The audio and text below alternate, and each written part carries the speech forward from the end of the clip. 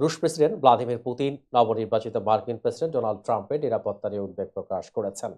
বৃহস্পতিবার কাজাখস্তানে একটি শীর্ষ সম্মেলনে সাংবাদিকদের সঙ্গে আলাপকালে পুতিন এই উদ্বেগ প্রকাশ করেন। রয়টার্সের প্রতিবেদনে বলা হয়েছে, গত জুলাইয়ে পেনসিলভেনিয়ায় নির্বাচনী প্রচারণায় বন্দুকধারী গুলিতে আহত হন ট্রাম্প। এছাড়া সেপ্টেম্বরে ফ্লোরিডার গল্ফ কোর্স থেকে আরেক বন্দুকধারীকে হত্যা চেষ্টার অভিযোগে গ্রেপ্তার করা হয়। পুতিন বলেন, ট্রাম্পের বিরুদ্ধে লড়াই অসভ্য পদ্ধতি ব্যবহার করা হয়েছে। আমার মতে তিনি এখনও নিরাপদ নন। মার্কিন ইতিহাসে এমন ঘটনা আগেও ঘটেছে। ট্রাম্প বুদ্ধিমান এবং আমি আশা করি তিনি সতর্ক থাকবেন।